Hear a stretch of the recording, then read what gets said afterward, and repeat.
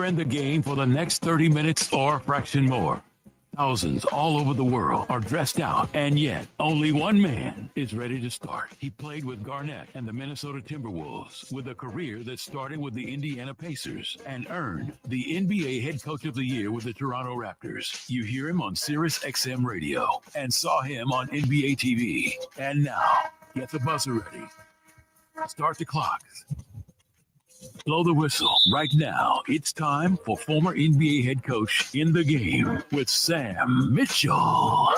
And that's out here. There's a lot of football players, a lot of value out here on the field. Jerry, notably, there is one valuable player of yours still on the sideline. Is there any update on the contract situation with Micah? Yeah, I don't have any update on that. And again, we are, of course, involved in the middle of our training camp, and so often those are the kinds of things that we work through at training camp. Is there a time when you would like to have that done before the season kicks off? Well, not necessarily. Not a time that's worth noting. Why not? Just because I said so. Jerry, what has been kind of the reaction from your team when it comes to Micah still being on the sideline? Oh, my goodness. The team understands that. We've got players that have had tremendous experience in that and benefited from it. And so it's just part of the process. What about just your players when they go on social media and they retweet their support for Micah? Again, we all know that we want to support everyone to do the best they can. I do. And the dynamic here is how do you balance out what you pay that you've got available? And I'm not trying to give anybody a lesson in math, but that's why you obviously can't pay everybody out here what they want, or you wouldn't have enough to go around the top 10. Another question. Welcome to End the Game. What's going on? Welcome. There we go. Nadi, what the heck you had going on? Welcome to End the Game. I'm your host. What we were listening to was Jerry Jones. And again, don't forget to hit that like and subscribe button to End the Game Network. I'm your host, Sam Mitchell. Welcome to End the Game. And what you was listening to before the muffle was Jerry Jones talking about the contract situation with Michael Parsons. And I'm listening to Jerry Jones, who I have the utmost respect for as a businessman, as an NFL owner, a guy who has won, put together team, multiple Super Bowls. But it's been about 20 plus years. It's been a long time since Cowboys can even think about it, going all the way back to the Tony No More days. And I said Tony No More because as a Dallas Cowboys fan, I couldn't take no more of Tony Romo, okay? That being said, now we're in the Dak Prescott era. How can I put this? I'm a Cowboys fan. I'm a huge, let me change it. I like Dak Prescott. I think for a fourth round pick, he's made himself into a good NFL quarterback. Is he a top tier quarterback in my mind? No. Is he on the level of Josh Allen, Patrick Mahomes, Lamar Jackson? No. Is he on that second tier, guys? Probably not, maybe third tier. But Dak Prescott, because Jerry Jones' ineptitude about how to negotiate a contract and how to do things in a timely fashion, earlier than wait till late, Dak Prescott, remind you, is the highest paid player in the NFL. Not Josh Allen, not Patrick Mahomes, not Lamar Jackson. Dak Prescott. Let that sink in. Then when you look at this, CeeDee Lamb held out, I think his holdout ended right before the first game. Now, here's Jerry Jones talking about arguably, if not the best, one of the top 3 NFL defenders, pass rushers in the game. Still in his prime. Michael Parsons young, in his prime. Michael Parsons tried to get Jerry Jones and the Dallas Cowboys to do this contract last year. If they would have signed Michael Parsons last year, that number would have been about 35 million, 34 million. Now that number's at 42. Jerry Jones don't want to pay that young man $42 million. He'd be the highest paid non-offensive player, non-quarterback in the league. I get it. That's a lot of cheddar and a lot of cheese for a pass rusher, who at best, think about this, the NFL record for sacks, I think in the season is 23. Now think about that, 23. So if Michael Parsons gets you 17, 18, that's a heck of a season, right? But it's not the record. This should have been done last year. I saw something yesterday online. Dak Prescott cap hit is like 60 or 72 million or something, like some crazy number.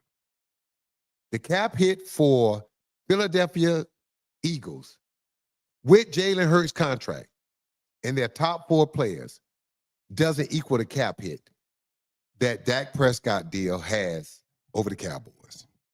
So when you look at the history of Jerry Jones, for all the good things he's done, he's been very, very bad. He's been below average when it comes to projecting the value of a player and signing him early so that you can get that player, quote unquote, with value, right? Not having to grossly overpay a guy. I'm not saying to pay Michael Parsons at $42 million, you're overpaying him. But when you go back and look at if you would have done this last year, you're overpaying him. That's the cost of doing business. When you don't run your ship tight, if you don't do things in a timely fashion, there's a penalty and there's a cost that comes with it. The best GMs in the league, the good ones, they see these guys. They saw Jalen Hurts, what he was going to be. Yeah. Now think about this. Jalen Hurts is not your typical quarterback. He's not good if he's got to drop back 25, 30 times. He's good when he throws 20 to 22 passes. And you mix in the runs and you mix in all these different things with him. But the Philadelphia Eagles had the foresight to go ahead on and pay Jalen Hurts because this is the one stat that matters the most. Does he help me win? Period. Does he get it done? I don't care if he averaged 180 yards a game throwing. But if at the end of the season, in a 17-game season, if we're 13-4 and we're going to the Super Bowl, who cares how we got there as long as we won the teams there? So when you look at how other teams have the foresight to do things, Jerry Jones and the Dallas Cowboys are always late to the party. And I'm going to say something. It's time for Jerry to step aside, and maybe it's time for Steven, his son, to step aside. Now, maybe I'm not being fair. Maybe Steven would do things different if his dad put him completely in charge. Because we can say what we want. Jerry Jones still run the show. I don't see his son Steven doing press conferences. I don't see his son every day talking to the media. And listen to the things that Jerry Jones is saying. This is what telling me that Jerry Jones is losing it. When the reporter asked Jerry Jones, is it important? Is there a time that you need Michael Parsons' sign to get him ready for Philadelphia? And Jerry Jones says no. Come on, man. He knows better. Jerry Jones been around football his entire life as a child and an adult. Jerry Jones played football in major college. Jerry Jones understands football. Jerry Jones understands if you don't get your reps in training camp in the preseason and get your body ready and your mind ready, you sign a guy like Michael Parsons the day before, and he goes out there and he's going to be excited because he got his money. And regardless of what his body is telling him, his mind is going to tell him, you can go, you Michael Parsons. Recipes of getting hurt. That's how you get hurt. That's how you have those soft tissue injuries. That's how you pull muscles. That's how you get injured because you are not ready to play. You're just not. Excuse me. I thought I had my phone. I thought that might have been Jerry calling you, letting you know that him and Micah got a deal done. Yeah, man. I thought I had my phone. neither Michael Parsons or Jerry Jones was in practice today. So Well, what do you I'm take gonna from get to that? Well, those two could be somewhere, but I wouldn't read too much into it for this reason. Unless Michael Parsons has his agent on the call, which he could. He and Jerry Jones could be in the office somewhere sitting down with the agent on a Zoom call or agent on a three-way call, and they could be getting it done. Listen to me carefully. I don't go crazy about this stuff for this reason. Michael Parsons is going to play this year. Michael Parsons is going to get either 40, 41, or 42 million a year. Is it possible that he get 24 where he's already under contract to play No, for? he can't play for that. For this reason. He's under contract, and $24 million is a lot of money. And they can franchise him for 2 years. And they can franchise him. But this is the thing. You don't do that with your best and your top players because it sends the wrong message through the locker room that you're not going to reward guys. Michael Parsons has outplayed that contract. He's outplayed it. He's outperformed it. When you have a top 5 pick, the thing that you want most of all, you want that top 5 pick to become a great player. Let me tell you why. It validates you as a talent evaluator. It tells the world that we know what we're doing. When you take a guy in the top 5 and that guy flops, it tells the world that you don't know how to judge talent. It tells the rest of the league you don't know what you're doing, that you don't have your ship in order, that everything's not tightened up and buttoned up. So you want, when you have a top pick, you want that pick. Look at all the pressure that's been on Bryce Young, Caleb Williams, all these high picks. And this is what blowing my mind. I'm going to get off this Michael Parsons thing for a second. This is what eats at my crawl about the people in the NFL. Do me a favor, Nadi. While I'm talking, pull up Peyton Manning rookie stats as a quarterback. Pull them up. And then while Nadi's doing that, I want to talk about this. We always talk about quarterbacks need time to develop. Quarterback needs a good offensive line. Quarterback needs a running game. Quarterback needs a star receiver. We always talk about all the things a quarterback needs time to develop. The best thing, the reason Aaron Rodgers was so great, he sat on the bench for 2 years. The reason Patrick Mahomes was so great, because they had Alex Smith and Patrick Mahomes set for a year. I agree with all that. So if that's the case, all you ESPN and all you Fox News and all you NFL analysts, y'all talking out the side of your neck. You're talking out both sides of your mouth. The reason I say that, you're saying all these things, the time it takes for a quarterback to develop. You got to give him a couple of years to learn how to play NFL, the quarterback position. So why do we have so much pressure on all these young boys? Caleb Williams. Why is all this pressure on Caleb Williams going to the second year? Do you have Peyton Manning rookie stats for the quarterback? I do. Read them for me. How many games did he play first? He played all 16 games. So Peyton Manning people played 16 games as a rookie. Yes, he played all 16 What games. was his completion percentage? Just read all his stats. They were 3-13. Okay, as a team, They won 3 games right.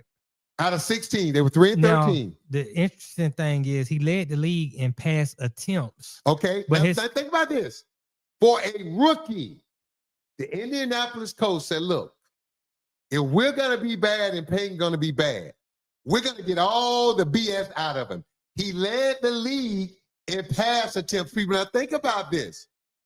Peyton Manning rookie year threw more passes than any quarterback in the league. And let me tell you about that. Not only is that you don't want to do that with a rookie, because if I'm leading the league in pass attempts, I'm also getting the crap knocked out of me, because that means I'm dropping back a lot, and that means the pass rush getting to me. What else? Right. Give me the rest of the stats.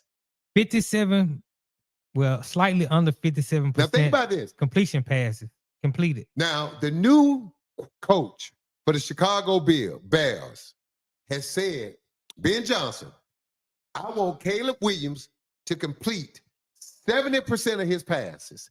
7-0. Peyton Manning, first ballot Hall of Fame, multiple MVP, Super Bowl winner 2 times. His rookie year completed 57% of his passes. Go on.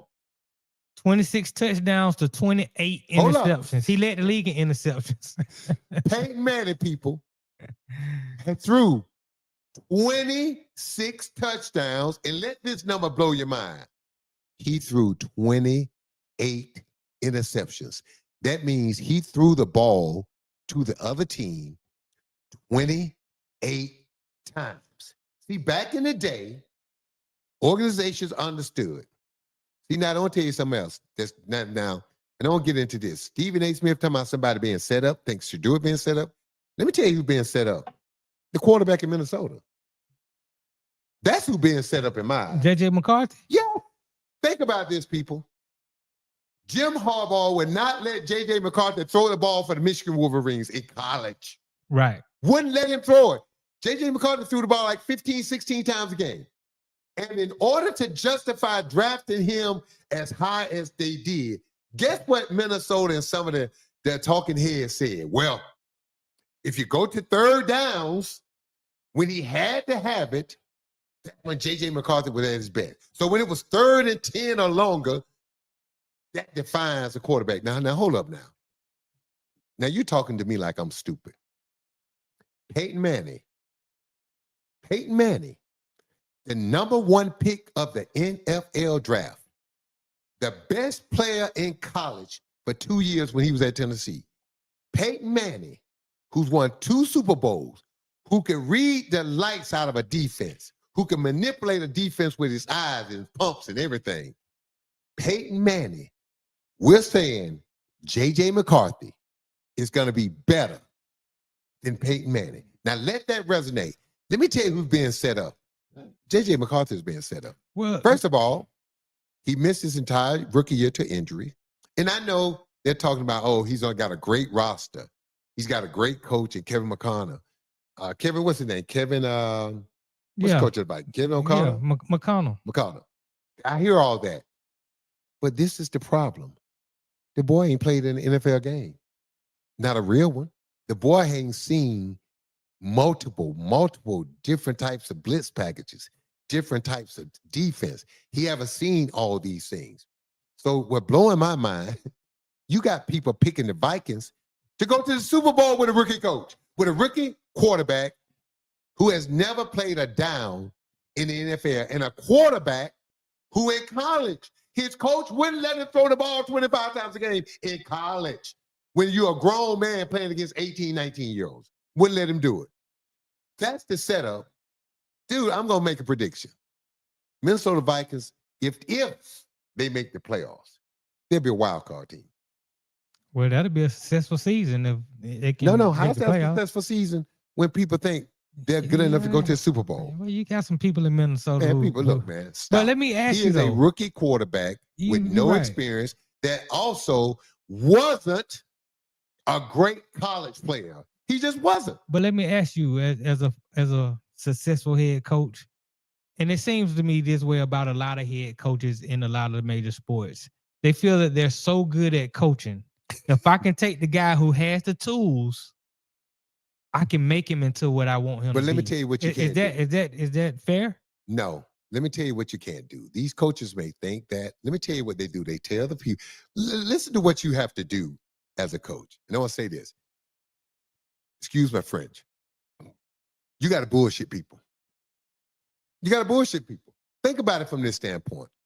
If I really tell your ass the truth, come on, man. If I really tell you, now think about what they've told us.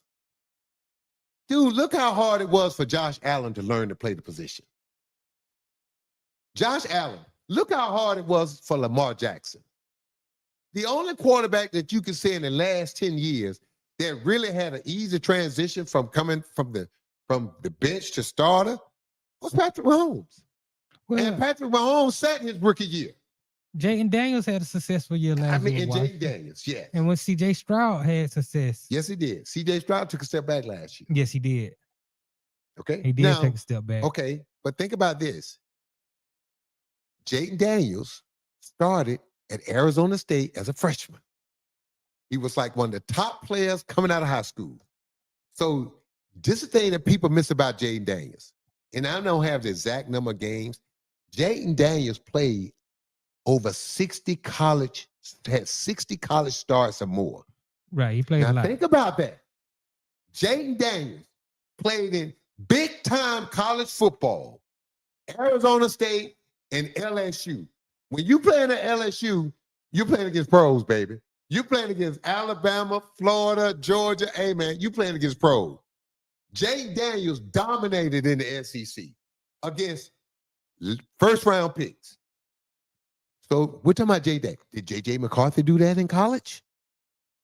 No. He didn't throw enough. J.J. McCarthy didn't even see. It wasn't like he a 3-year starter. I would go a step further.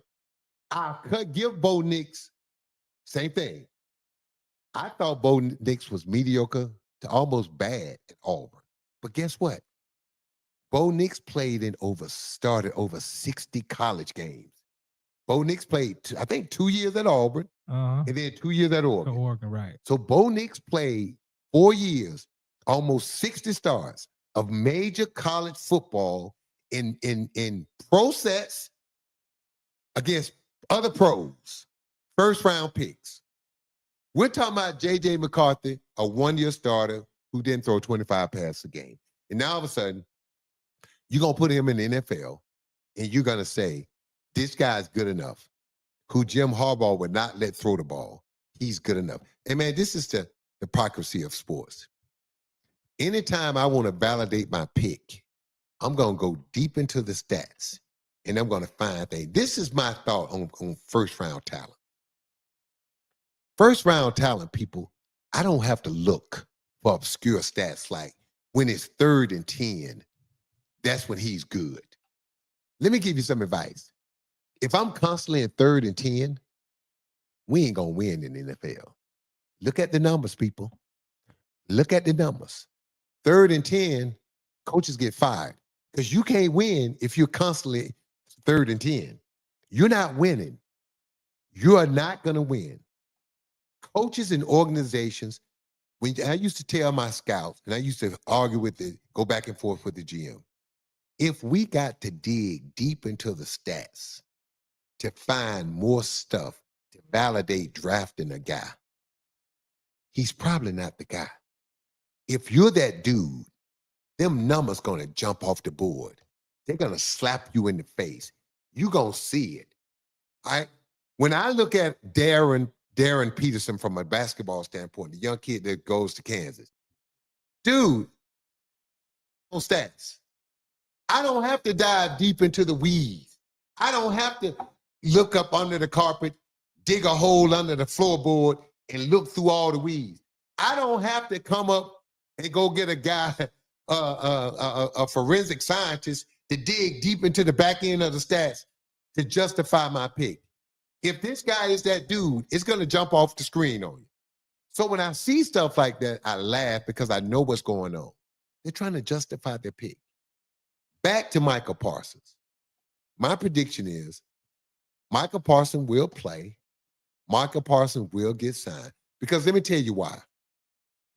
Jerry Jones history. Jerry Jones signed Dak Prescott the day before opening game.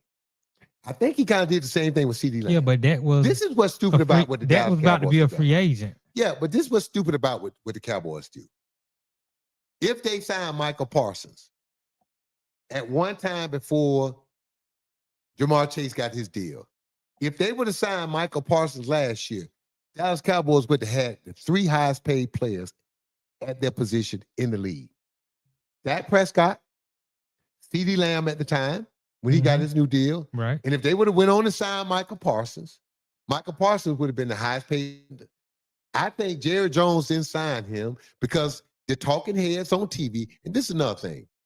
When you listen to people on TV, your ass gonna be up there with them soon. Look, No, Jerry. they were killing the Cowboys because they were saying, and it was valid why they were doing it. They were saying, you're mismanaging your payroll, you're mismanaging the cap when you got the highest paid quarterback, highest paid receiver, and then the highest paid non-quarterback defending Michael Parsons. When you could have got all 3 of those deals done a lot cheaper. So they were killing the Cowboys saying, you have not going to a Super Bowl, and you got the 3 highest paid players on your team. And I think that was the reason that kept Jerry Jones from signing Michael Parsons last year like he should have did, because he couldn't handle the talk, and he understood. It does seem like you're mismanaging your team when you got the 3 highest paid players and you ain't won nothing. Yeah, they were pretty bad last year. Yeah, so think about it from that standpoint. But again, if Jerry Jones would have been listening to himself and the people that he paid to be around, they would say, look, if you want to avoid that, sign Michael Parsons now, because that number's going to keep going up. Look, my prediction is Michael Parsons will get signed. All this talking back and forth, talking about, Jerry Jones, it's going to be hard for them to get anyway. It's going to be impossible, because even if your defense is not the strength of your team, not every now and then you got to get a stop. Because think about it from this standpoint. Let's just say I go up with 2 minutes to go, a minute and a half to go, and I go up 3. If my defense is terrible, I'm going to lose. I'm going to lose because we can't stop anybody. Look at the Cincinnati Bengals. For all the people think you can win with offense, the Cincinnati Bengals had an unbelievable offense last year, right? Unbelievable. How many playoff games? Oh, none, because they didn't make it to the playoff. Right. So if you don't have some balance, or at least sometimes you can get some stops on defense, not going to happen. If you don't have Michael Parsons, you don't have anything. Look, we're going to take a break. When we come back, Natty, a young lady's joining me on the show for the conversation about Sheduer Sanders. What's her name? Kaja. Kaja. Yeah, she got her own sports podcast. Kaja has her own sports. I'll let her give her information when she comes on, but yeah, she knows stuff. Man, I'm looking forward to this because I like sparring with people. I got a feeling her and I are not going to see things the same. So look, you listen to In the Game. I'm your host, Sam Mitchell. We'll be right back with more stuff.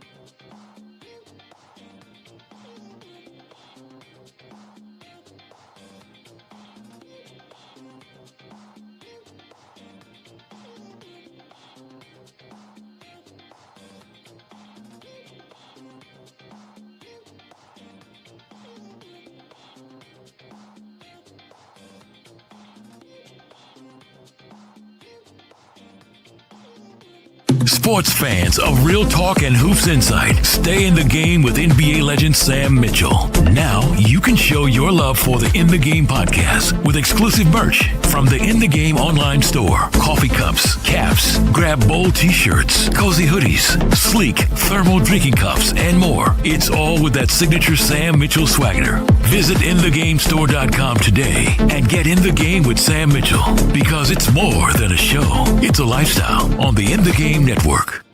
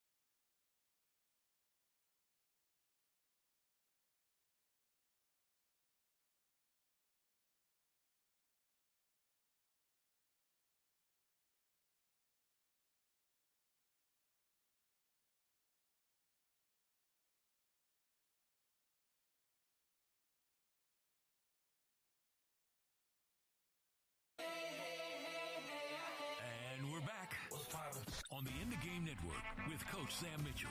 Lead in right now to hear what the coach has drawn up on the chalkboard.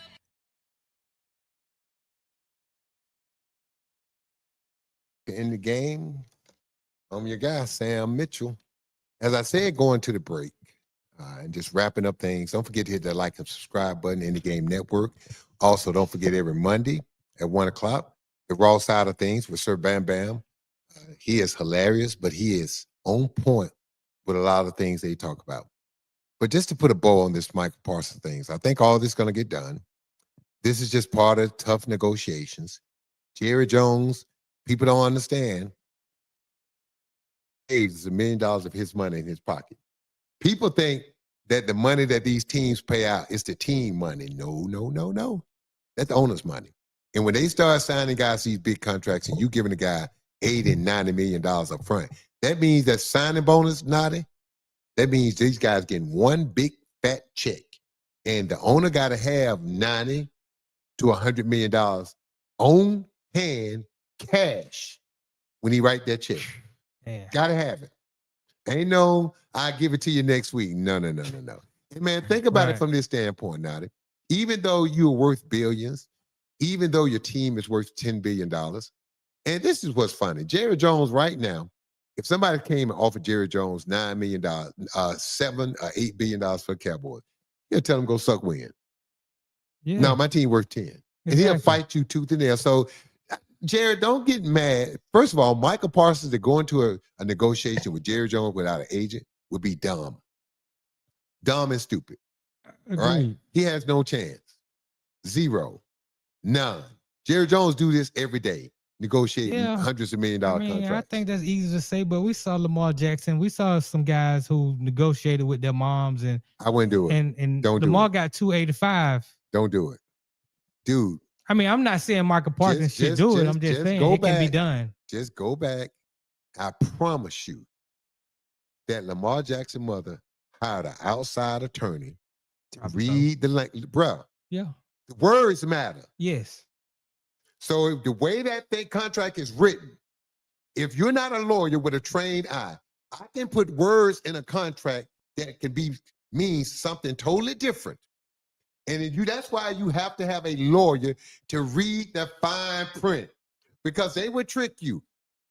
Now, I'm not going to call no names. Back in the day, there were some NBA players Yeah. who mothers did their contract. And the very next year, when other guys got their big deal, they went back to the team trying to get a new deal. And the team was like, you the one came in here with your mama. Now, if you're going to let a parent, if I have a high level, my son now is 13. He's playing in a tournament in Tennessee right now. In the last 3 games, first game, he went 3 for 4, 2 doubles and a single, 3 RBIs. The next game, he had a double, a single, and a walk, drove in 3 runs. Today, he had 4 hits. He had a double, 2 singles, and a home run. All right? He sent me video. He looks like Aaron Judge in the batter's box. Now, I knew my son was good in baseball, but I'm not a baseball guy. Okay. Right? Right. I've seen him play a few games, but I'm not a baseball guy. I'm more concerned about being out there in that sun, man. Right? How can I find some shade? Dude, he's a stud in baseball.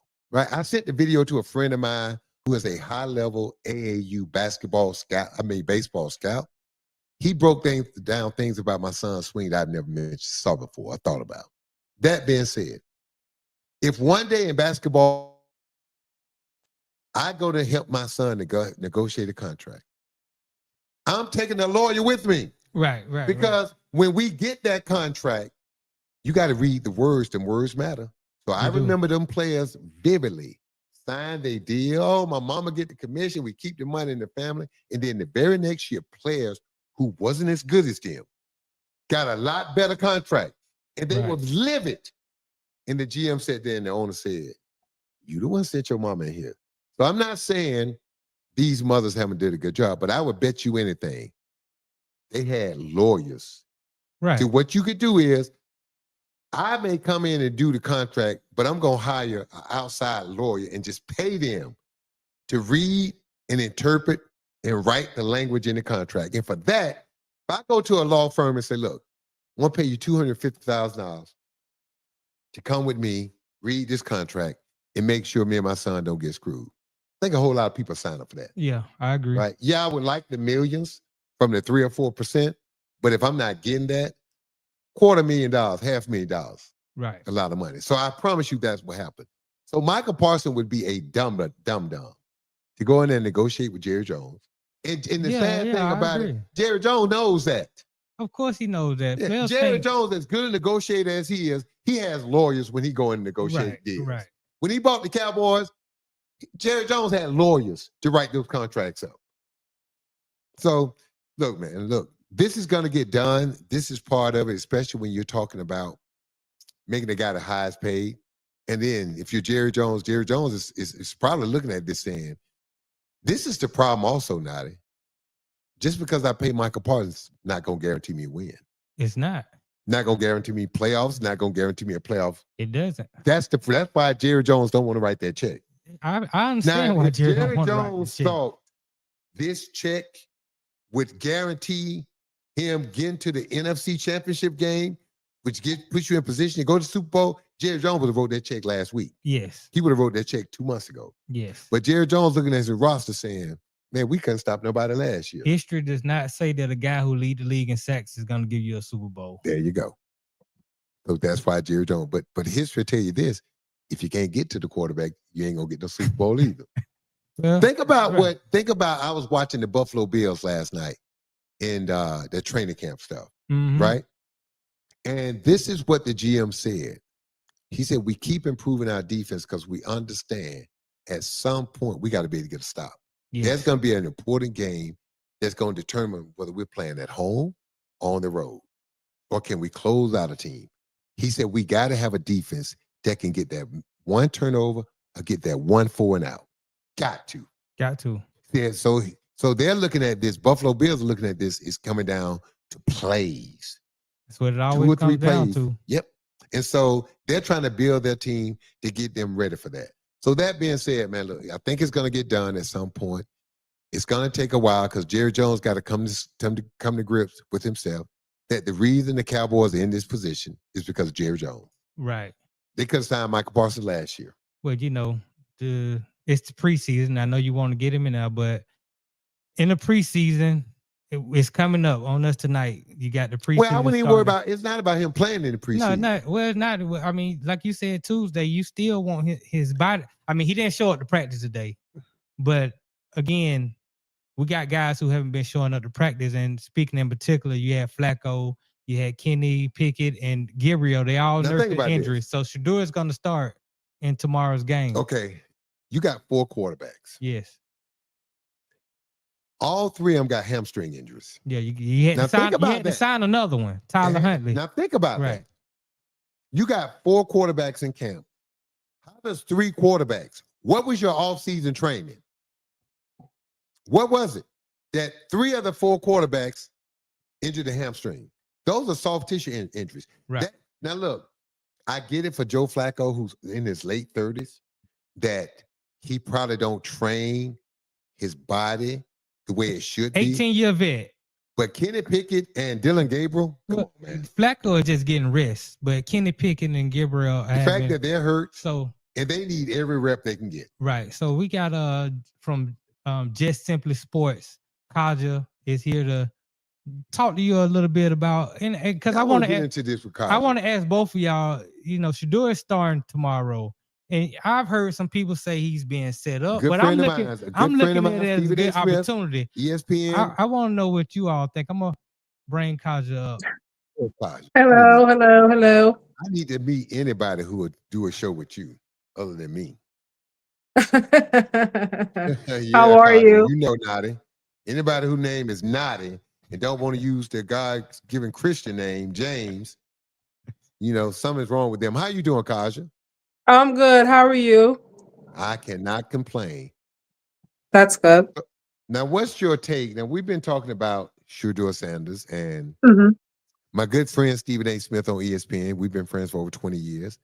He's feeling like Sheduer is being set up by, and I understand it, and in my opinion, both things could be true, that he hasn't gotten any first team reps. He's being thrust out there because of injuries of the other 3 quarterbacks, and that in some kind of way he's saying that this young man may not be ready because he's only gotten reps with the 3rd team. What's your thoughts, and do you think Sheduer is being set up? Honestly speaking, I honestly don't really feel like, I feel like it doesn't really matter, honestly. An opportunity is an opportunity. And what's for you is for you. So they could be trying to set him up, that maybe what their intention or their goal is, but he still has opportunity tomorrow night to show up with everybody watching and show why he should have been drafted in the 1st round. They should have been one of the top QBs that were drafted, and that he is just as talented as everybody thinks he is, or that he thinks he is. Now,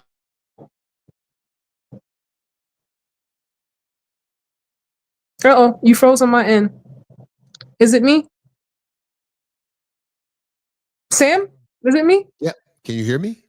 Now, okay, you kind of froze on my end. I'm like, what happened? Everything was good. Okay, go ahead. I'm sorry. Okay. I get what you're saying, but I look at this from both lenses.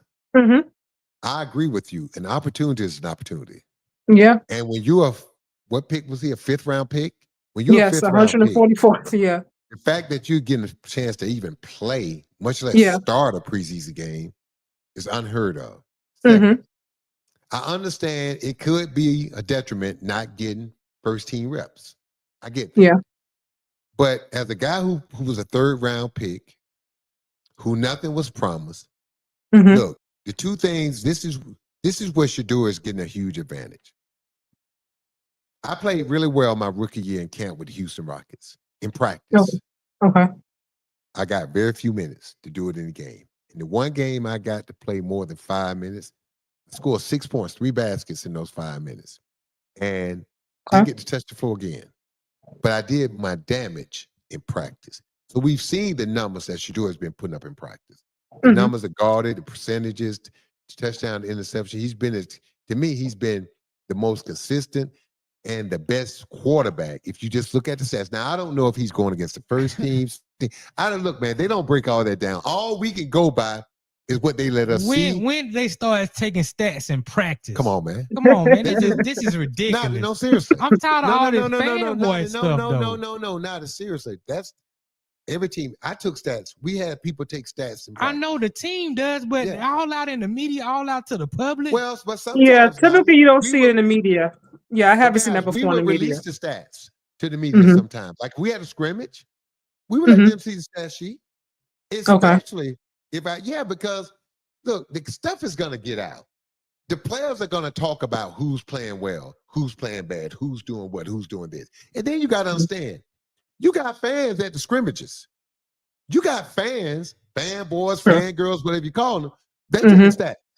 You got people loving so much they're keeping stats. So that's part of the game. Even in my workouts with my son, we record everything. Because how do you get people to be at their best? When they know that you're paying attention to detail, and they know, and I tell my players, when we're doing spot shooting, don't come to me asking me why you didn't play. If you're shooting 55% with no defense in spot shooting because you ain't taking it serious, and then we get in the game, you ain't getting in the game. And if I put you in the game, you better not shoot. There are requirements you have to have in order to shoot the basketball in the NBA game. Same thing before I let you throw a pass. If you can't complete passes in practice in 7-on-7, I'm not letting you throw the ball in the NFL game with 11 players on the field. That's just how it is. So I don't have a problem. The stats are important. So I look at this as he's getting an opportunity. Now, could the deck be stacked against him? Yeah, but your 5th round pick is always going to be stacked against you. Yeah, exactly. Exactly. I mean, Sheduer, he doesn't honestly have the luxury of coming into it with that mindset. If he goes into the game with that mindset, like, oh man, they're trying to set me up to fail. Everybody's gonna be looking at me.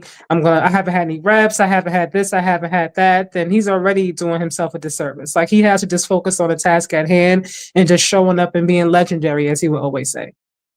This is what's in his favor, and this is what he's got to understand. And I say this all the time. First, the guys who start this preseason game, they're going to go hard, but they're playing control hard. They ain't trying to get hurt. Sheduer going to be playing hard. He's going to be going at it. Right? Some of them starters, man, this first preseason game. The coach may have told them you're only going to play one series. Yeah, they're going to go hard, but they're going to be playing vanilla defense. So Sheduer going to see a very vanilla defense, even though it's the first team. They're not going to be doing all kind of crazy blitz packages. He's going to get the vanilla, right? He's probably have seen different sets, more different defenses in practice than what he's going to see in the game against Carolina Panthers. That's the first thing to his advantage. Second, you got to go play, man. You may not get another opportunity. True. If Joe Flacco is going to be the starter, that next preseason, Joe Flacco playing. If Kenny Pickett going to be the backup, unless he's hurt, Kenny Pickett going to play. So this may be your one and only chance. I'm pulling for the young man. First of all, I think he's going to play good. Second of all, I'm not buying this that he's being set up. Yeah, he's been put in a difficult situation, but let me ask you this. Would you rather for him not to play at all? That's it right there, yeah. Would you rather for him not to play at all? Your 5th round pick. Would you rather for him, if I'm Sheduer, to your point, if he focus on I'm being set up, would you rather not play? And that's the thing. He can't think about that. He can't focus on that. It's either think about that and mess yourself up, or not play at all. So, that's why I'm saying, you know what? For me, everything had to line up the way it did.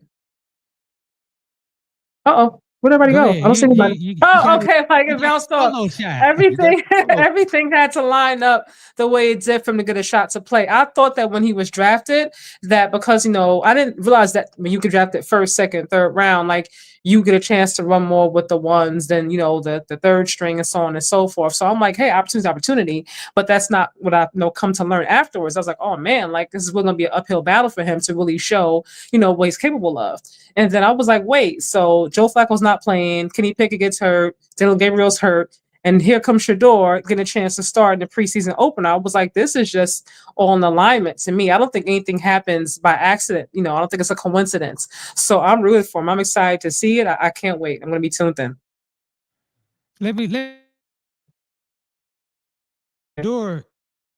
The other quarterbacks are hurt. You just signed Tyler Huntley, so he's not going to play much. Sheduer's going to play a lot. Oh, Sheduer may play the whole game. He's going to play the early first couple series with the ones, and then he and the threes. He's got to, because so Tyler Huntley don't know the offense that's getting there. So what my question is, do you judge this game on the scale from the, he starts with the ones, what does he look like with the ones? Okay, now the twos and the threes in. He may perform better, he may perform worse, depending on the grade of players he's playing with. That's a good question. I'll let you go first. Honestly, you clicked in and out a little bit on mine, so I heard bits and pieces of what you were saying. I don't know what's going on today. Nada was saying Sheduer is going to get the majority of the reps for this game because Tyler Huntley is just not getting there. He can't know the offense, right? He can overcome things, but he can't. So it wouldn't shock me if Sheduer Sanders played the whole game. It really wouldn't. And Nada was asking, how do you judge it then? Because he's going to get some reps with the first team. Then the rest of his reps could be with the second and third team. My take on what I would look at is, does he recognize the coverages? When he do let the ball, is he picking the right person to throw it to? Now listen to what I said. I didn't say complete pass. Is he picking the right person? Because the most important things to me when I judge a young player, when I looked at my point guards, they're rookies, his decision making. Is he attempting to make the right play? Right? I don't hold about some of the turnovers and things. If he turned the ball over and he's trying to make the right play because the pass was a little off target, offline, I can live with that because we can fix all that. The hardest thing to fix, decision making, recognizing the defense, and understanding when to let that ball go. And do you understand what they're trying to do to you? If Sheduer Sanders go out on the field and he understands and he recognizes the coverages and he makes the right decisions and go with and put the ball or throw the ball to the person he needs to throw it to, whether he completed it or not, that tells me that he understands what we're doing. The rest of the stuff is reps. The rest of the stuff is getting familiar with a receiver, because maybe I need to put the ball out here instead of putting it here based on the guy. So his decision making, and does he understand the defenses? Those are the most important things to me. So for me, I think like you, I kind of piggyback on what you just said. I honestly feel like it should just go down more so his poise, his decision making, like you said, because he hasn't had it. I think today was his first chance. They gave him to run with the ones, but he hasn't had it outside of today, or earlier today, should I say. So for me, I'm like, it is a decision making, your poise. You understand what the defense is trying to do. Not so much of all the completions and things of that nature, because he hasn't had the reps, so he's probably going to make a mistake. That's to be expected, especially as a rookie. But I'm like, decision making is what I think they're going to more so look at than anything. His poise, his decision making, his leadership, things like that. Time management.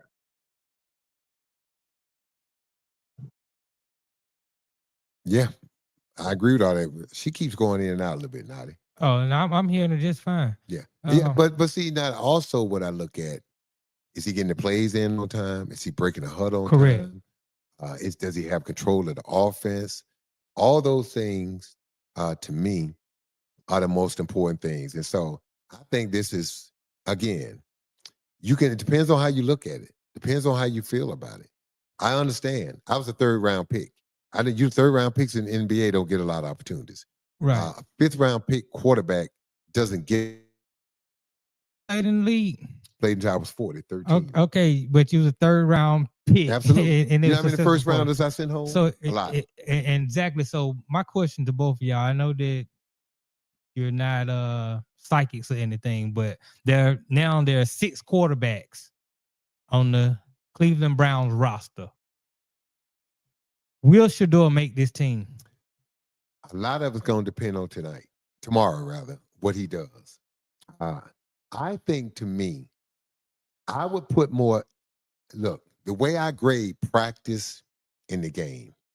Let's say if for the game, out of 100%, that game going to mean 60. But that practice going to be 40% of that evaluation too, because of this. I may not only allow you to do certain things in the game. See, in practice, you get to just go play. When we're scrimmaging, when we're doing 7-on-7, that's why you keep stats, right? Right. And sometimes it's harder in practice because the defense ain't stupid.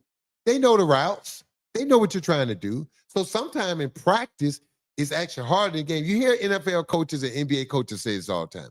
I can't wait till we play a game. Why? But the offense is hard. Man, when I was practicing against the first team, when I played in the NBA, there was a lot of times we could shut the starters down. Daddy. We could shut them down. Right. Why? We knew what they were running.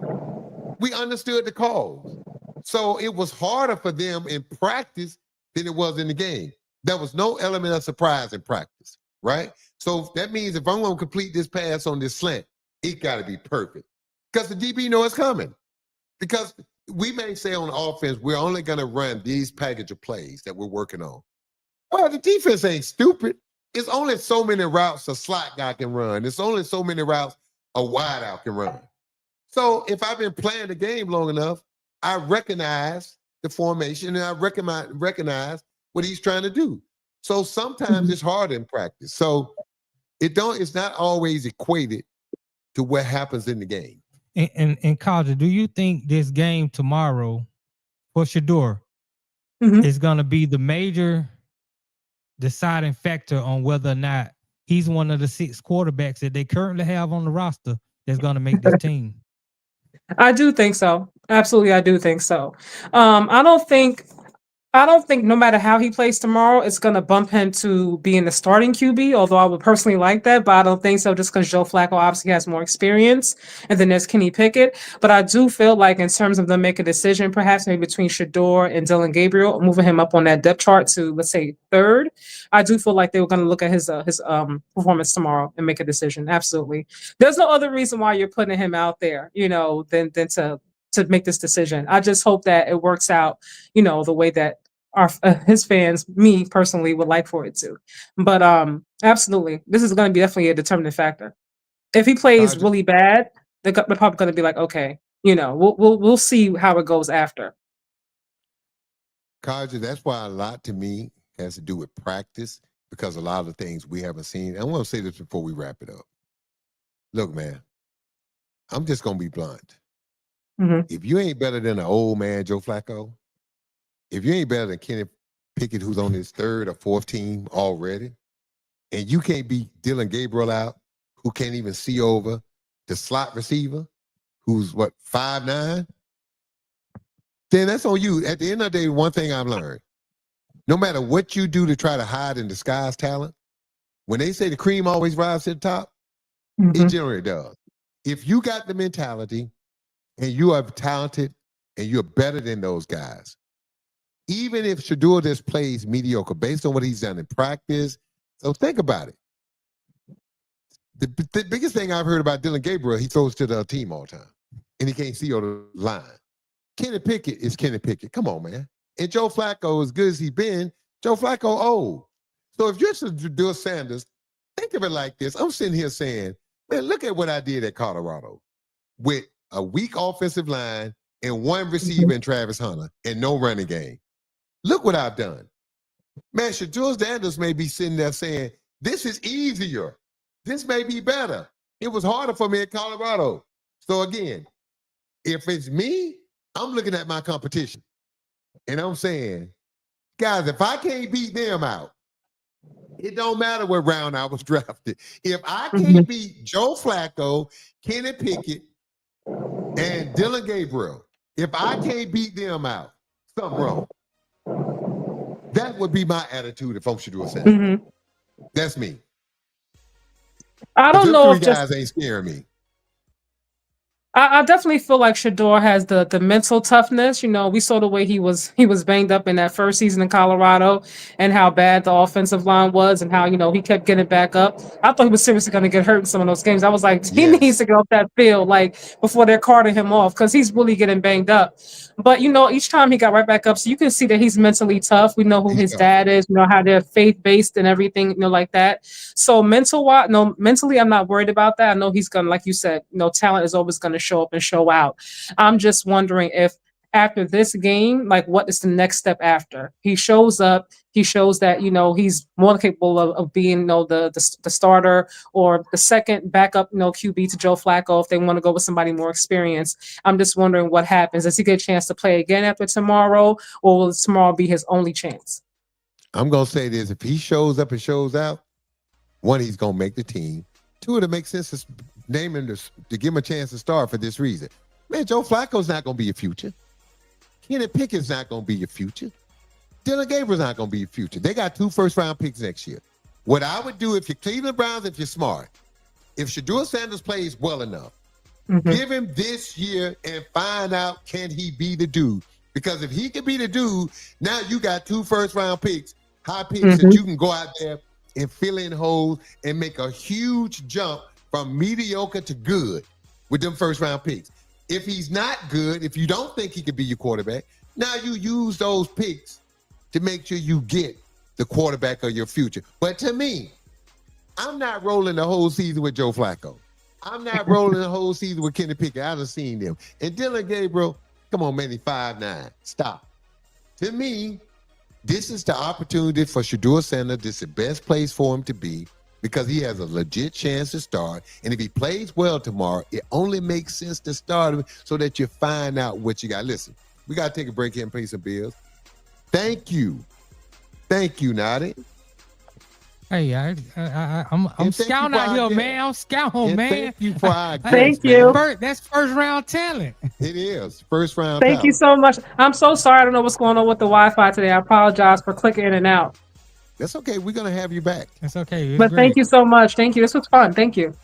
Thank you for joining us. Look, we got to pay some bills, take a break. Don't forget to hit the like button and subscribe button to In the Game Network. I'm your host, Sam Mitchell. We'll be right back after we pay some bills.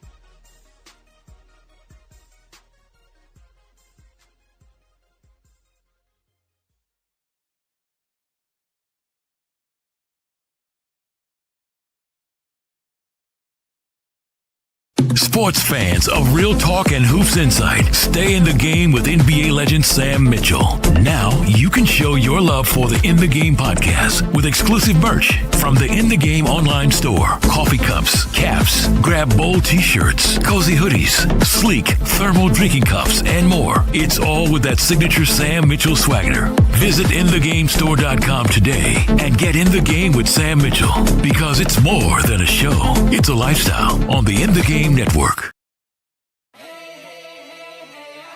And we're back on the In the Game Network with Coach Sam Mitchell.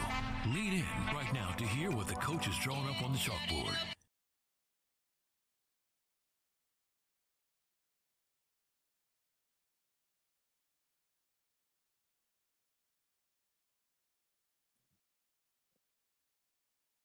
Welcome back. Welcome back to In the Game. I'm your host, Mitchell. Man, let's give a shout out to Kaji, man. She is a knowledgeable young lady. We're gonna talk to her about joining us on a weekly guest spot. I want to dive a little deeper in her and her knowledge of sports, especially the WNBA, some of the things that's going on with Caitlin Clark. The Wall Street Journal had an article about her and her impact financially. Right. And I don't want to get too deep in on and talk about it more on Tuesday, but somebody needs to sit the women down in the WNBA and have a conversation. She's a WNBA aficionado. That's how I kind of. Well, do these ladies who are hating on her understand that The reason, expansion and the money. Look, the ladies who played and laid the foreground have done a tremendous job. They have. But think of it like this. Michael Jordan just entered the WNBA.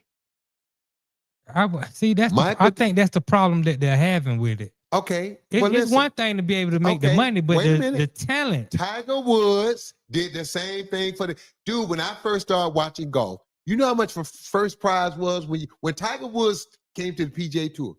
You know how much you won for winning the golf tournament? Let me tell you, $225,000 was the first place check. Tiger Woods took it from $225,000 to 1.2 to 1.5 million. Now it's over $4 million. And the tour championship. This tournament they in, guess what the winner gets when he gets to East Lake? Now think about this. If you make it to East Lake, you got a 1 in 30 chance. You're playing against 29 other golfers. Guess what first prize is? $25 million. Right. One check. Yes. And think about this. Now think about how golf works. You can get rid of the bottom 5 guys. It's always going to be people that play bad in a tournament. No matter how many. If it's 165 or 30. Right. So the bottom 5, you ain't got to worry about them. So now you're playing against 24. Then out of that 24, the guys that have a bad round here and there, another 5. Now you're playing against 19. Theoretically, to win $25 million, you got to beat 14 guys because you can cut the field in half. You got to beat 14 people to win $25 million. Right. But you know, in golf, they say you're really playing against the golf course. No, you're playing against the other scores. Okay. You're playing against the golf course, but you're playing against them other guys, especially when you got a limited field. So my point is this. I understand the jealousy. Don't you know people were jealous of Michael Jordan? Think about all the hate with Michael Jordan. Dude, I can pull up players. He'll never win nothing. General managers, he'll never win nothing. Presidents of teams, he'll never win nothing. Michael Jordan said, really, huh? Y'all forgot, as a freshman, I hit the winning shot to win a national championship for Dean Smith. I feel what you're saying. The difference So guys were jealous. Yes, I understand. The Larry Birds, the Magic. But you're talking about the guys that were the best. Dude, the salaries didn't explode under Larry Bird and Magic Johnson, where you could say that was the heyday. The Boston Celtics and the Magic Johnson of the 80s, they dominate the NBA. The salaries didn't go through the roof. Dude, I remember when Magic Johnson, this when people went crazy. People went crazy because of this. Magic Johnson signed a 25-year, $25 million contract. Yes. $1 million a year. And we as the players were like, oh my God, Magic Johnson gonna be making $1 million even when he's not playing. $1 million. Yeah. $1 million. The worst player in the league today wouldn't take $1 million. The minimum like 4 million, right? Almost 5 I mean, million. numbers go up, TV deals and all that. And hold up now. This was in the 80s. Yes. So when Michael came, the TV revenue money exploded. So again, with Caitlin Clark, ladies, like a lover, this is my thing. You may not think she's the best player, and she's not. Right. It don't matter what you think. The people that buying the tickets, the people who are turning on the TV, the people who are paying attention, love this girl. Get on her back, help promote her, stop taking when she does play. I'm not saying don't go at her, but why are you trying to hurt the golden goose? Yeah. See, I think that's where I agree with you. I think that's where that's why you know why the NBA changed them, you know, when the Pistons had the Jordan rules, every time Mike go to the hole, right? That's when they came up with all them flagrant fouls. They're like, oh, now hold up, Detroit. Now we understand y'all trying to win, right? But let me ask y'all a question, and this is real. Do you want to play in a league where the highest paid player makes $5 million a year or $10 million a year? Or do you want to play in a league where the highest paid player makes 70? I agree. Because if the top guy making 70, that means the bottom guy gonna come up. So when I played The bottom guys were making $125,000. Not in my first contract, my first year on the NBA roster, I made $125,000. There were people. My buddy managed 3 Wendy's restaurants for a guy and made more than me. Okay? My first NBA contract, $125,000. If I was playing today and I was on a roster, okay, Chris Broussard, who played for the Raptors, just signed a 1-year deal for $3.3 million. Yeah, Boucher. Bullshit. Yeah, And don't play a lot. you're right. So I would have been making, if I'm in the rotation, easy $6-7 million a year. Yes. Okay. So again, if I was talking to the ladies, I'm not saying don't play hard against her, but understand these cheap shots is stupid. The NBA stopped the Detroit Pistons from that Micah, the Jordan rules. Dude, y'all killing the golden goose. Right. Why would you do that? It's stupid. It's cutting off your nose to spite your face. I think they're more angry at the people, the fans, as opposed to Caitlin Clark. So you're mad at the fans because that buy the tickets, that watch the game, that's gonna, because listen, the money still wouldn't go up unless the fans got behind her. So now you mad at the people who gonna get you paid. Dude, you know how stupid that is. I do think And it's I'm stupid. saying stupid. I think it's stupid. I don't care about the women getting mad at me. I played in the NBA. Right. I played in an era when a generational player like Michael Jordan came and took us all to another financial level. This is the problem I think they're having, is that you keep saying Michael Jordan. They're having a hard time separating Caitlin Clark, the star, from Caitlin Clark, the talent. They're saying that she's not Asia Wilson. She's not Kelsey Plum. She's not these people. Okay. So why aren't they pushing the needle the way that Caitlin Clark is pushing the needle? And I think it's sometimes with athletes, you have huge egos, and their egos are saying this lesser player. Imagine if in the NBA, Lonzo Ball was the guy that was pushing the needle. Let me tell you why. And I'm not going to get into race. Let me tell you why. Because when she was in college, 18,000 people showed up an hour to watch her play. You're right. When she was in college, ESPN covered her games. So you name to me the last college women's game you went to, every game, road or home. Her last year in college, she packed the building everywhere she went. ESPN followed her. She was doing higher ratings than boys. Thank you. Basketball games. More people watch her play than the men. Right. So let me tell you something, ladies. Why don't you do this? Now you got a chance to show who you are instead of complaining and talking. When your games are televised, show up and show out. If you're really better than her, show up and show out. Show the rest of us. Now I know, but show the rest of the people who are tuning in for the first time for the WNBA that y'all may be tuning in to watch Caitlin Clark. But guess what? You see Asia Wilson.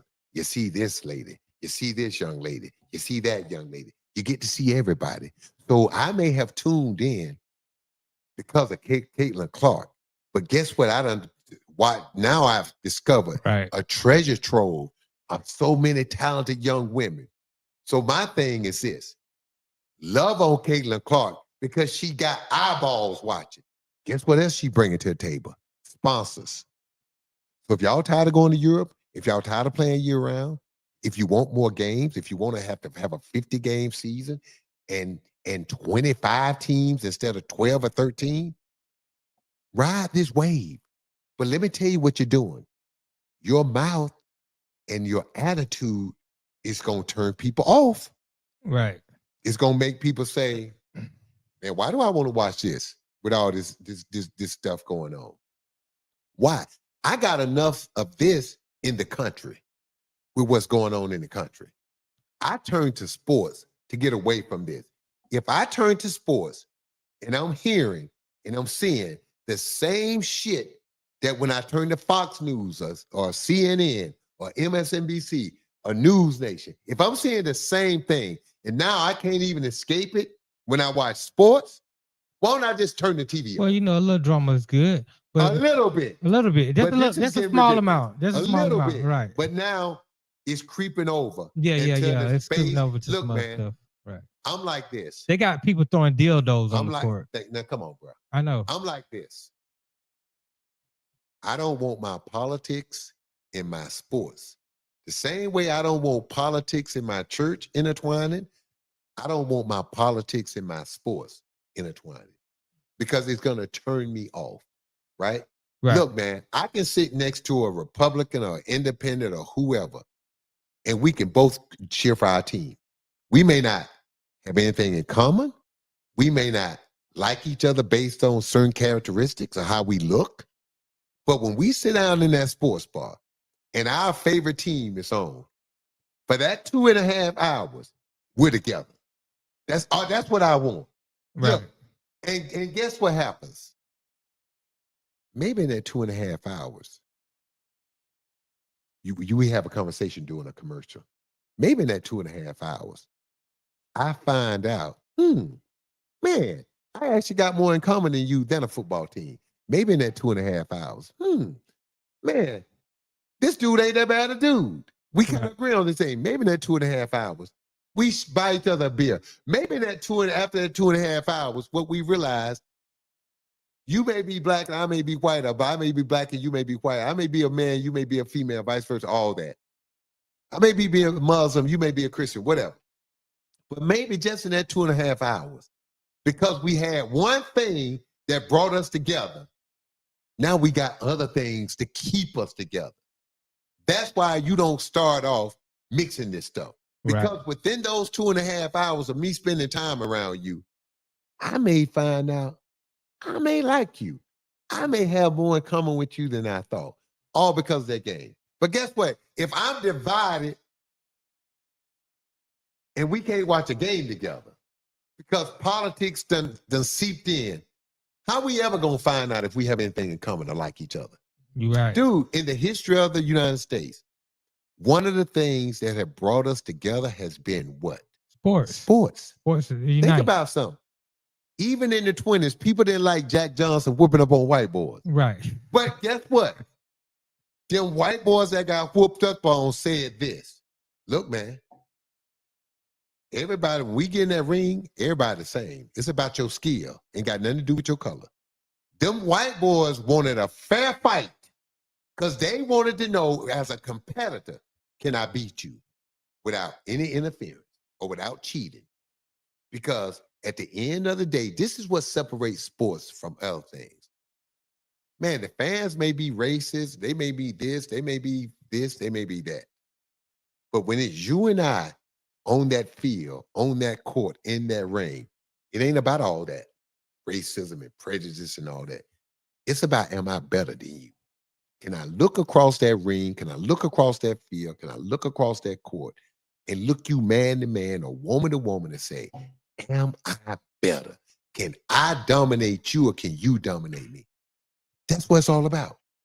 And I saw a movie once about Jackie Robinson when he was playing in the South. And the Ku Klux Klan was harassing him. Racist people were doing things and making it hard for him. It was a scene where these white guys were in a pickup truck. And Jackie Robinson, like, oh my God, this is it.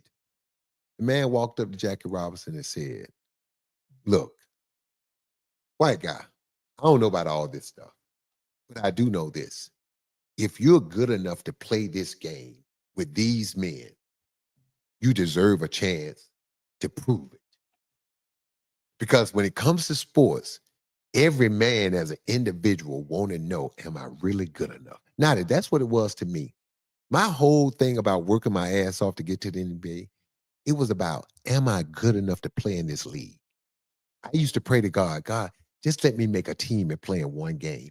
So I have proven to myself that I'm worthy, that I'm good enough.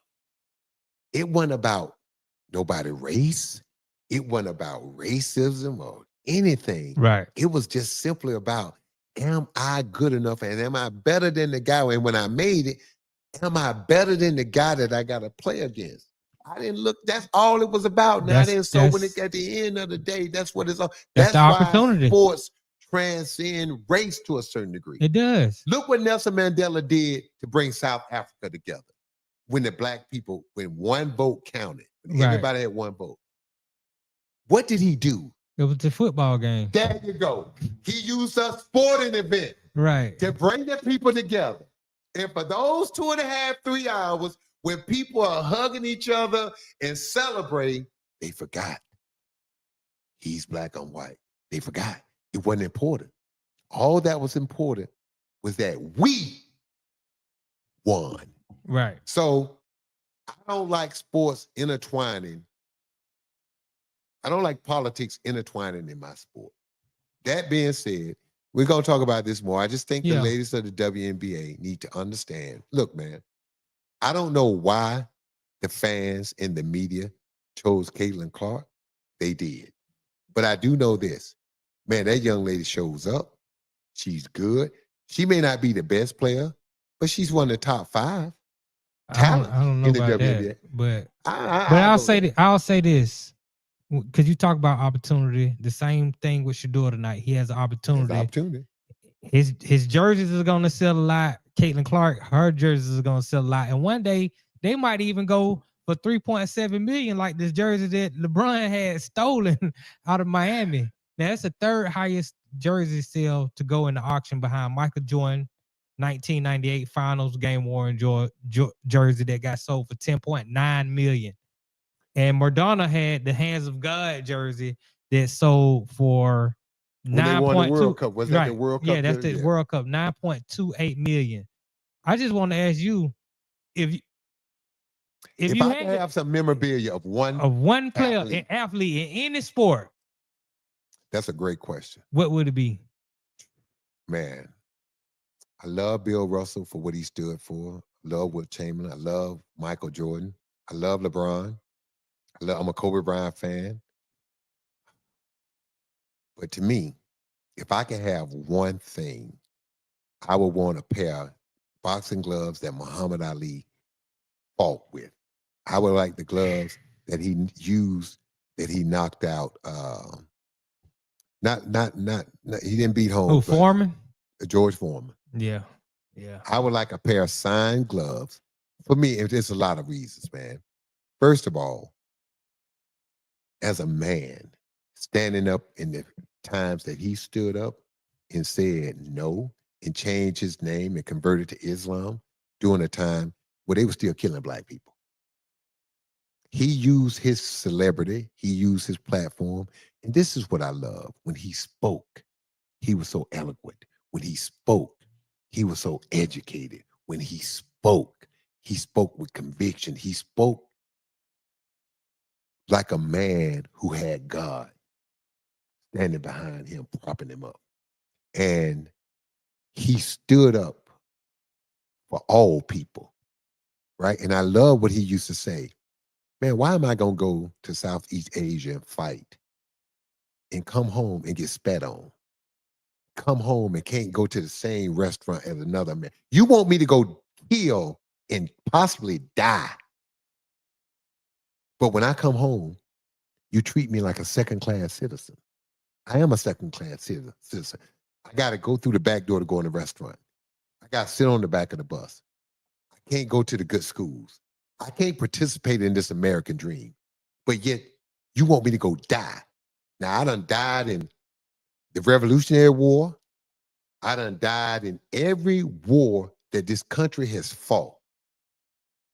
Every war, black people have signed up and died. For what?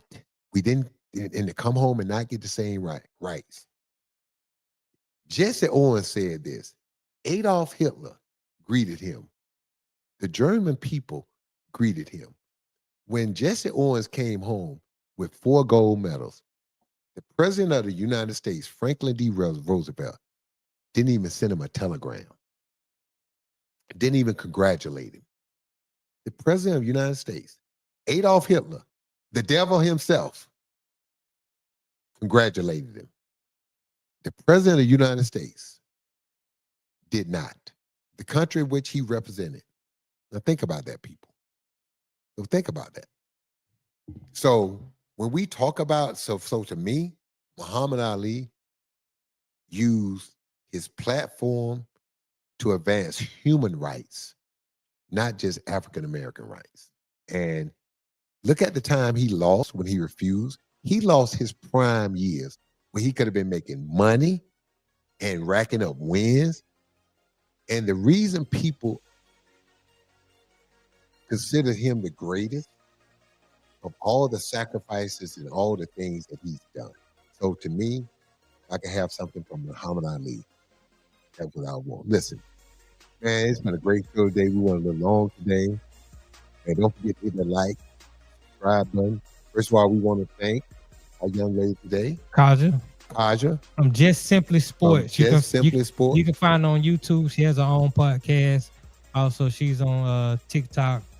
And we're gonna talk to her. She breaks down a lot of sports. Yeah, I wanna WNBA. I wanna get to know this young lady, and I want to talk more WNBA because I got a feeling I need somebody to fight with, to tussle with, and I got a feeling she's a good fighter. So I'm looking forward to that. But look, people, listen. We covered a lot of things today, but I'm gonna say this. I don't like when politics and sports intertwine. I understand there's some times and there's some things that happen that we gotta address and we gotta deal with. But to me, sports is that time. Man, think about something. I read a quote one time. Malcolm X said this: the most segregated time in America is on Sunday when people go to church. You got the Muslim go to the mosque, the Christians go here, the people go there, the people go there. The most segregated time in America is on Sunday for church. The time that bring us together is when? Sunday after church, when we go to a football or a basketball or a baseball game. Now think about that, Nadi. Everybody come through the same door. Everybody go to the same concession. Everybody go to the same restroom, and everybody cheering for the same team. You see people of all nationalities and colors and genders loving on each other at a sporting event. So I'm just gonna say this, people, and I say it all the time. Man, stop hating the game. Man, stop hating the players. Don't even hate yourself. Just start to understand yourself, understand the game, and understand the things that how we could use sports to bring us closer together as a people. People right now, ladies and gentlemen, we're struggling as a country. We are. And I would say this. Look, we may not agree on everything, but the number one thing we better start agreeing on, two things. One, that we are a democracy. And two, we are that shining beacon. We're that shining light on top of the hill. And if we're going to continue to do that, we better start acting like it. We better start leading from the front. In technology, we better start leading from the front. In democracy, we better start leading from the front. In everything, because if we don't, we're going to open it up for someone else to lead. This is your guy. This is your coach, Sam Mitchell. We'll see you next Tuesday for more in the game.